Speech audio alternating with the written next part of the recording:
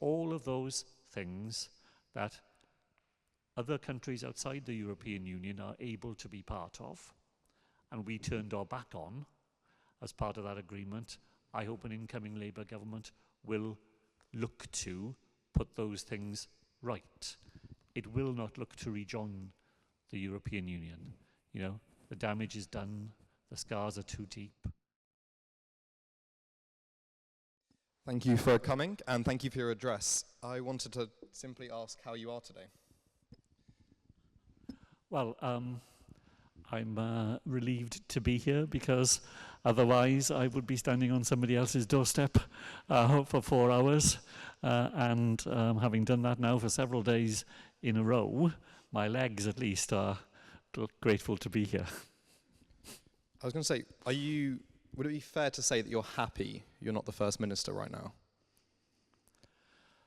Well, if you are referring to the current difficulties of the current First Minister, then that is a very unhappy story. I have a huge personal sympathy for my successor, who is a far better person than he has been portrayed in some places. But it's a very unhappy position to be in when you don't have the confidence of the Senedd to discharge the difficult job that you are doing. So it is not that I am happy not to be in that position myself. I am much more anxious for the reputation of devolution of the Senedd and the capacity of the Welsh Government to do the important things it needs to do while the current cloud hangs over it. I mean, you spoke a fair bit in your address just now about democratic health. Do you believe that he should resign after the vote of no confidence as an expression of a successful, healthy democracy? Well, I don't think it's for me to make that decision for him. The conditions of that vote were unusual. As I said, in the Senedd, 60 Labour members face 60 opposition members, and in those circumstances, normally, a motion of no confidence would not be passed. 2 Labour members were absent and unwell, and opposition parties, and I have no quarrel with this, some of my colleagues do, opposition parties decided not to offer the normal pairing arrangements in those circumstances. Well, you know, I'm afraid this is politics, and in that sense, all is fair in it. But the circumstances, I think, are not quite as straightforward or clear-cut as to say that resignation was the inevitable outcome of it. Taking the circumstances as they are then, do you have faith in Vaughan Gething leading the Welsh Labour into the general election? Like, when you're going to doorstep people, are you proud asking them to vote for their manifesto and asking them to vote for him? Well, I'm very pleased to ask them to vote for the Labour Party. They are choosing a government at Westminster, not in Wales. And the United Kingdom very, very badly needs that next new government. So I have no hesitation at all or any difficulty in doing that. The difficulties at the Senedd are, of course, raised on the doorstep. But I do not believe that in almost all cases that will make a difference to how people choose to cast their vote. There is a determination amongst the people that I meet, whichever opposition party they will vote for, to vote in a way that provides a different government at Westminster, and that is the overriding motivation that people express. Yeah, I think we've seen that play out across a number of polls across the country, that the motivation seems to be largely against the sitting government rather than for necessarily a new government. And in terms of that, and in line with the themes you were talking about, in terms of democratic health, what do you make of the accusations that Welsh Labour have been parachuting prospective parliamentary candidates into safe seats? For example, the seat of Swansea West and your old seat, Cardiff West. These seats are now potentially going to be represented by people with little to no connection to the local area, but a strong connection to the Labour leader, Keir Starmer. Do you have a thought on that or a comment for that? I'm sorry that the circumstances have arisen where this has happened. My own constituency is the constituency of Cardiff West. It's the largest Labour membership of any constituency in Wales, and the members in my party will have had no chance at all to determine the outcome of a selection process. So that is genuinely a matter of regret to me. The Labour Party has not kept up with, inside its own ways of working, the devolution that the same party provided for Wales as a whole. And there's a job of work to be done in making sure that decisions about Labour Party matters in Wales are properly taken in Wales, albeit that in these circumstances it still would have been very difficult to have had anything like the normal level of participation that you would hope for amongst party members, given that, in our case, our sitting member of Parliament decided only after the election was called that he didn't wish to be a candidate. In terms of the Labour Party as a whole and respecting and reflecting the wishes of Welsh Labour, do you have faith, if a Labour Party is elected in Westminster, that they will appreciate the wishes of Welsh Labour? For example, implementing the further devolution forms such as criminal justice in line with Scotland and Ireland. And you spoke earlier about social security. Do you have faith that they will reflect the wishes of Welsh Labour? I have hope. If you're looking for the word I would use, I have hope that they will. An incoming Labour government is going to have its hands full with all sorts of things that it will need to attend to and will want to do. We have to be realistic about where the things that are the most important for us in Wales will come in that long list of things that will need to be discharged. I think we have made a very powerful case for the devolution of the probation service and youth justice as the start of a devolution of criminal justice. Criminal justice devolved in Scotland, devolved in England, devolved in Northern Ireland, but not devolved to Wales. But it doesn't mean that I feel that we can expect, that will take an immediate priority over many other things that the government will want to do. I hope it will be there on that long list, and the voters in Wales who will be casting their vote in the hope that that will happen will have that hope rewarded. You obviously speak a lot about hope. What is your hope for the state of the United Kingdom in, say, 20 years' time? Well, I'd like a United Kingdom which is successful. I'd like a United Kingdom that is prepared to recognise its status in the world. We are a medium-sized economic power. We are a less than medium-sized military power. We are astonishingly good at a number of things in which we can make a contribution to the world. But one of the things that I feel most bedevils the United Kingdom are those sort of boosterism voices that regard the United Kingdom's place in the world as relying on a sort of chest-beating approach to success, in which we claim to be things that we are not. We should recognise our strengths. We should recognise the genuine realities of what we are. We should work with others, preferably most closely with the European Union.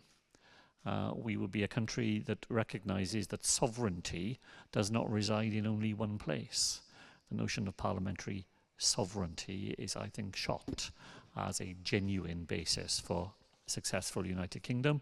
Sovereignty now exists in 4 parts of the United Kingdom, and a successful United Kingdom will be one that understands that, and understands that there are key common purposes for which we repool our sovereignty to discharge those things together, rather than a very 19th century view that Parliament at Westminster is sovereign and that everything else in every other part of the United Kingdom is somehow, you know, in second place to it. So there's a lot of coming to terms with reality that I think, you know, the United Kingdom needs to do. And then it will be a place that I think can succeed and will do it in a way that is properly aware of its many, many strengths without pretending to be something that it's not. We've spoken quite a bit now about your hope for the future or your plans for Wales or your idealism for Wales, but I wanted for a moment to go back and look at your tenure as First Minister and go through some of the reforms and some of the achievements that you got. So in terms of your reforms, do you still believe that the 20-mile-per-hour limit is working in Wales? I think there's no doubt at all that it is working. We had figures out just this week that show that in the first 6 months of 20 mile an hour as the default setting for roads in built-up areas, there has been a 20% fall in accidents. A 20% fall in accidents. That's 20% fewer people whose lives will have been blighted by being involved in a road accident. 20% fewer ambulances needed, 20% fewer people having to be taken to accident and emergency departments, all for asking people to drive a little bit slower than they otherwise would be driving. You know, for most journeys that people now take in Wales, a 20-mile-an-hour default speed limit adds less than 1 minute to the journey that they are taking. And yet the fact that you are driving at that slower speed means that you are so much more able to take notice of what is going on around you. And if you are involved in a collision, you are 5 times more likely to die if a car hits you at 30 miles an hour than if a car hits you at 20 miles an hour. Over 10 years, 100 people who would have died will still be alive in Wales because of this change.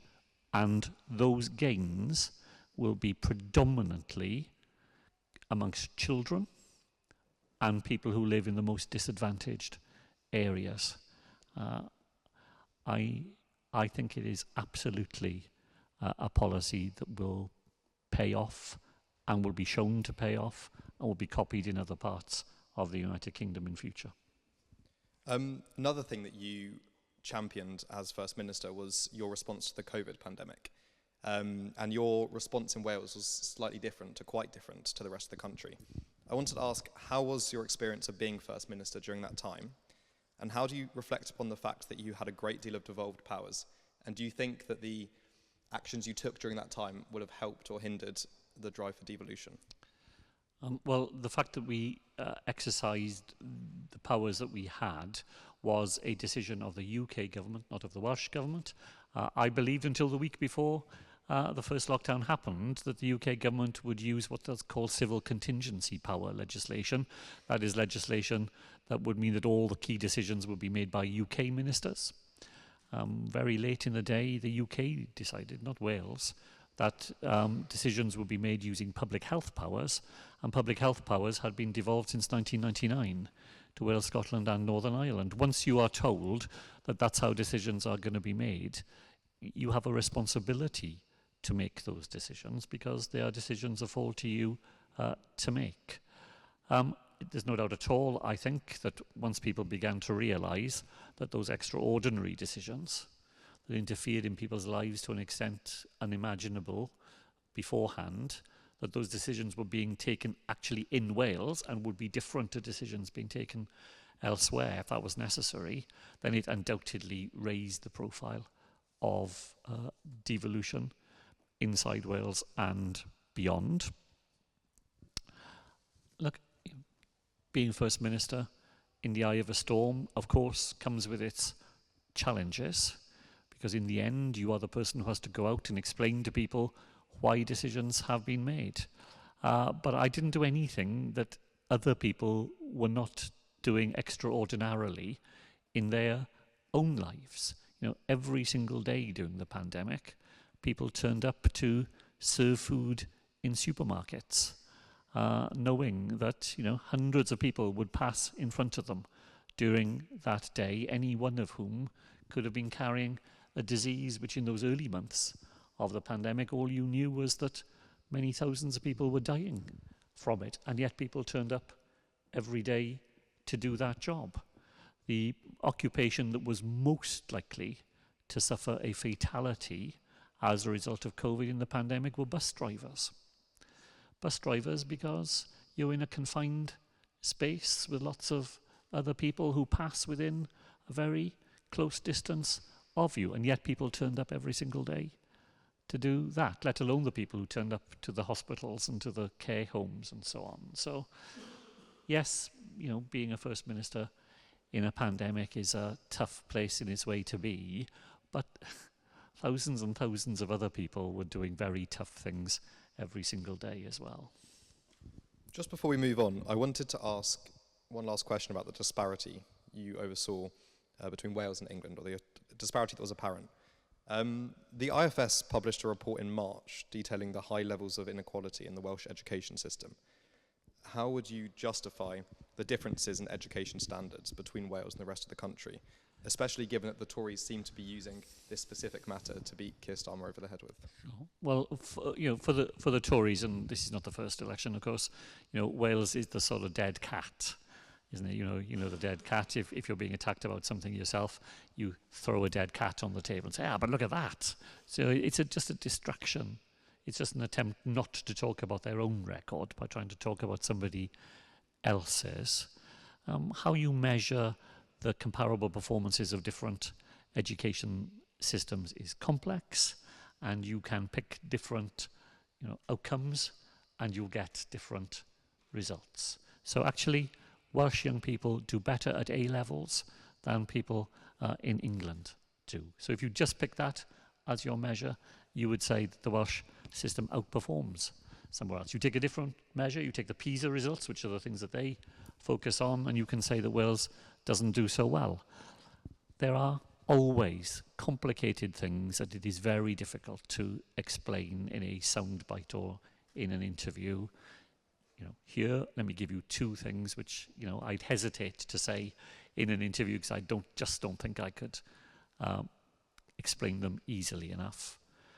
If you look at the PISA results, what PISA themselves say is that Scotland and England entered a cohort of students for PISA that did not reflect the entire population, school population of Scotland or England. And had they done so, their scores would have been 8 to 10 points below the scores that were finally recorded. Wales entered a cohort of students who fully reflected the complete range of ability that you find in Welsh schools. And our results are 5 to 8 points below those of Scotland and England. But had Scotland and England entered a cohort of people that genuinely reflected the makeup of the whole population, their results would have been different too. 30% of young people in Wales receive the whole of their education through the medium of Welsh. They sit the PISA results entirely through English. So you're taught every day in Welsh, everything you do, and then on the day of the PISA results, you're suddenly having to sit the test in a language that you don't use at all in school. That has a big impact on the way in which the results are reported in Wales. So when you get below the bonnet, it is always a lot more complicated than the headline. I myself have never been attracted to the league table approach to devolution. You know, I think devolution is an opportunity to test different ideas in different places and to learn from one another, the living laboratory approach to devolution. I think we do some things better than other people do. Other people undoubtedly do some things better than we do. And the beauty of devolution is that you can see that lived out in real places, in real time, and learn from one another. And I think that is a far, far better way to conceptualize devolution rather than the constant, you know, league tabling of, oh, we're better at this than they are, they're better at this than we are. It's not a very productive way of bringing about policy improvement. I do take your point about it being a dead cat and also about being able to splice statistics either way. But the IFS did talk about the large gap in inequality that was present in Welsh education. Yeah. And yes, higher than the rest of England and Scotland, but also just on its own, it was a very remarkably high number. Yeah. Do you accept that that was an issue? Yeah. No, absolutely. So, look, in the Welsh system, the very brightest students do better than they do elsewhere in the United Kingdom, but we have a very long tail, far too long, of educational underachievement. And it's concentrated in particular places and particular communities, and it reflects the historical, underlying socioeconomic circumstances of those places where the strongest motivation for a young person going through education is that if they do well, then they will see the benefit. It's a chain. You do this today and you will get to where you want to be tomorrow. If you don't believe there is a tomorrow with that much waiting for you, then the motivation to invest in your time in education is eroded as a result. And there are too many places in Wales where 50 years on from the collapse of coal making, coal mining, iron and steel making, that is still the sort of prospects that people face. And lastly from me, before I hand over to our members to ask some questions, what was your proudest moment as First Minister? I've no idea. I really don't think of it in that way. I look back at some of the decisions we made, and I'm pleased that we made them. I honestly don't have an answer for you, Theo. Thank you very much. If anyone would like to ask any questions, just put your hand up and someone will bring a mic. So yeah. In your speech, you mentioned finding on the doorstep people being disenfranchised and feeling as though, however they vote, it won't change things. There's a sense from a lot of people that perhaps Keir Starmer doesn't have a kind of bold vision for the country. Does that frustrate you as much as your colleagues? And given you mentioned PR or changing the electoral system, given it's Labour Manifesto Day tomorrow, would you like to see a commitment in it to reforming the electoral system for Westminster elections? Well, personally, I very much would like to see a commitment in the Labour Manifesto to a proportional system of voting in the United Kingdom. It is the policy of the Labour Party as of our last conference.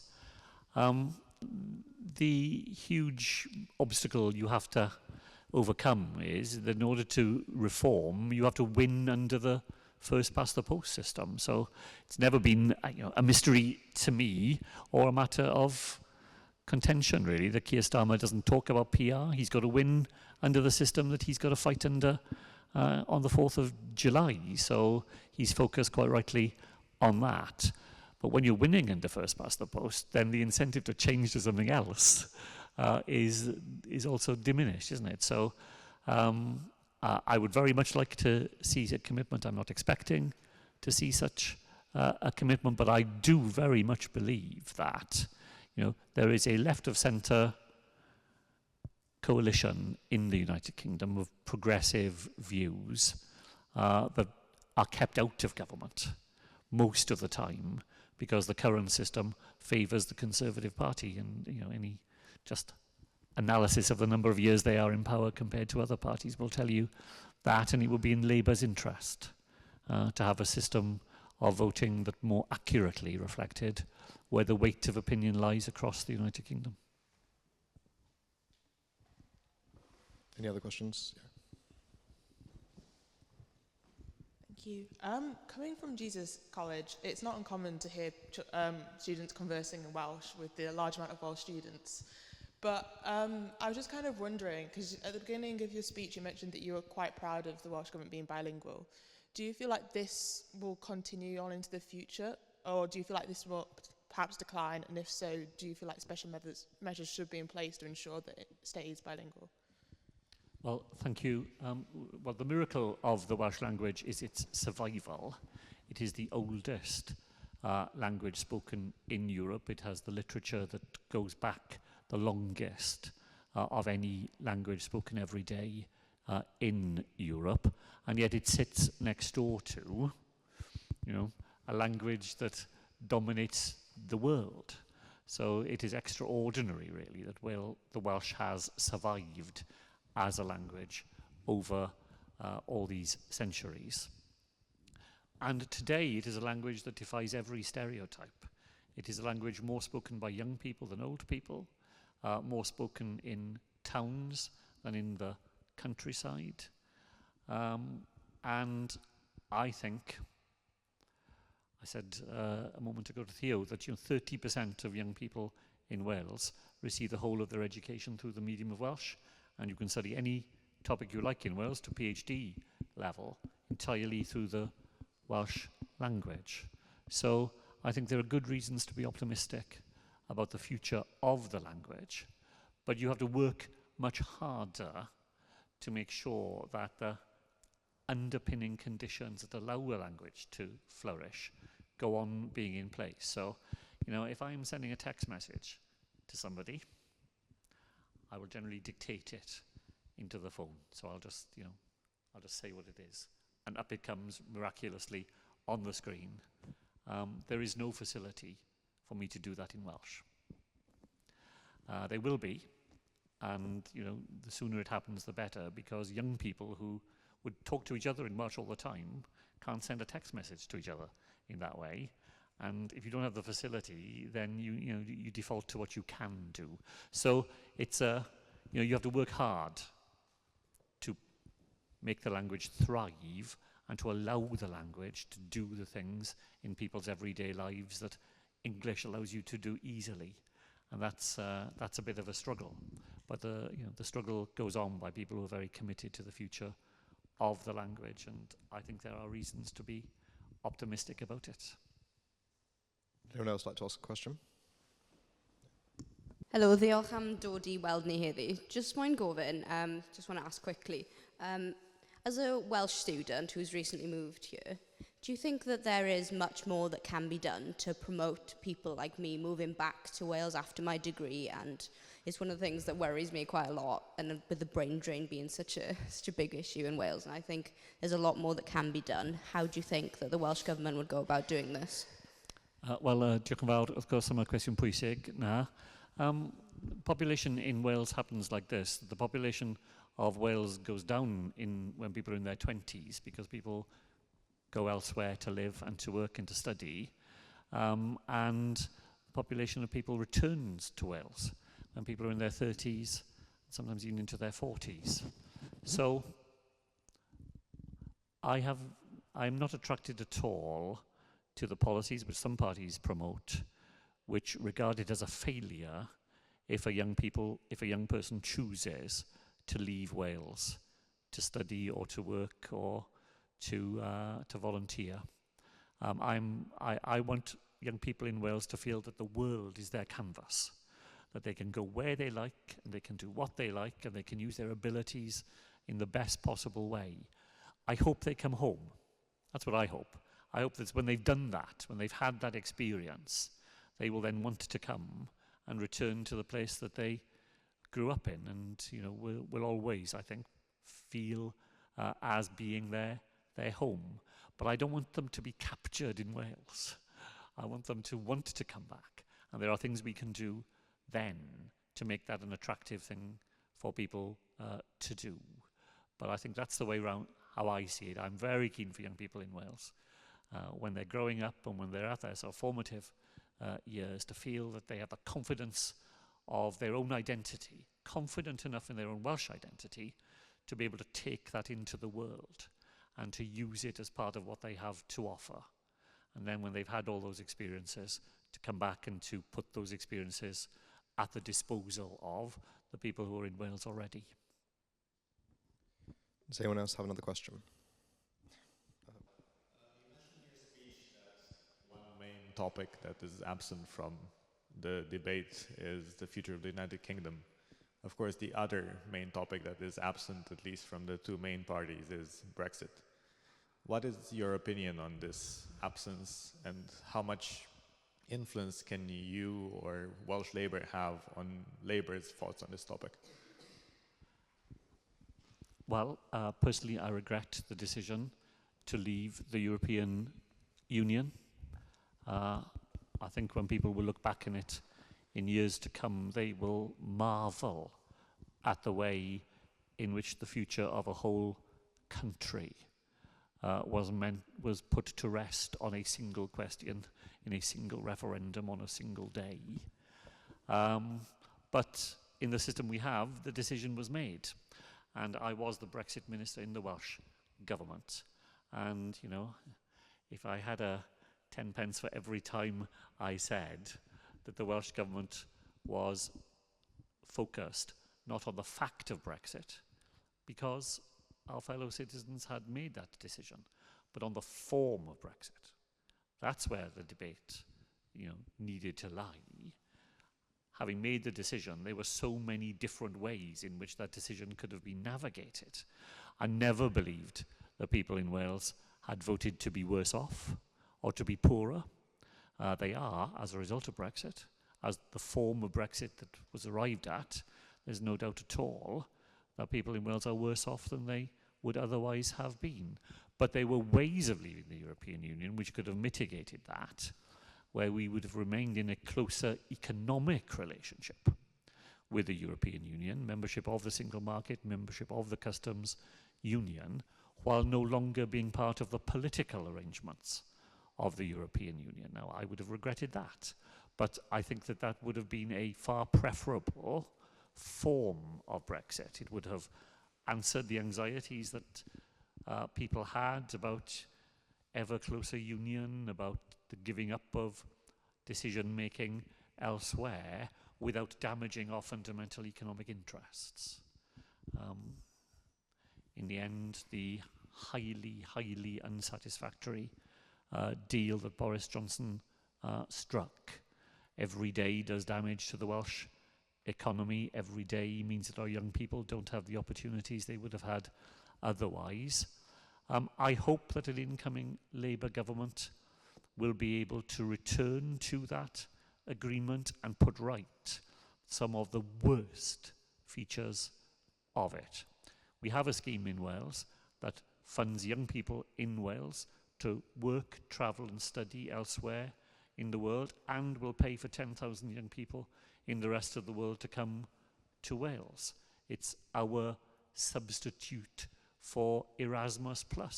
But I absolutely wish that the money we're investing in that was being paid as the membership fee to have remained in Erasmus, just as we should still be in Creative Europe, just as we should still be in those public health networks that protect the health of us all. All of those things that other countries outside the European Union are able to be part of, and we turned our back on as part of that agreement. I hope an incoming Labour government will look to put those things right. It will not look to rejoin the European Union. You know, the damage is done, the scars are too deep, the time has not elapsed long enough to begin on that journey. But in the meantime, there are things we can do and should do, and I think given the right circumstances, an incoming Labour government would like to do. Thank you very much. Just before you go, we've got one question that we ask all of our speakers, and that is, what one piece of advice or wisdom or thought would you be able to leave with our members today? Well, this is the piece of advice that I would give people in the political world, but I think it is generalizable into other things as well, which is, you know, be bold. You're a first minister of your country for a limited period of time. And in politics, you know, if you win elections, whether that's elections inside your own party or elections amongst the population, what you've done is you've accumulated some political capital. Haven't you? By winning an election, you've got some political capital. The choice is pretty binary.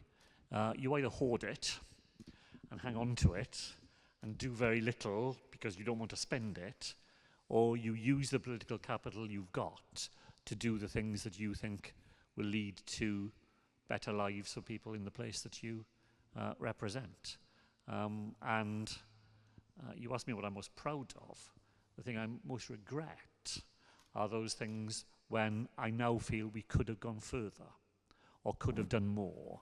Now, I can tell you every pressure in the system is in the opposite direction. You know, I have never, ever come across a single issue where a civil servant won't advise you to take a bit more time or to do a little bit less.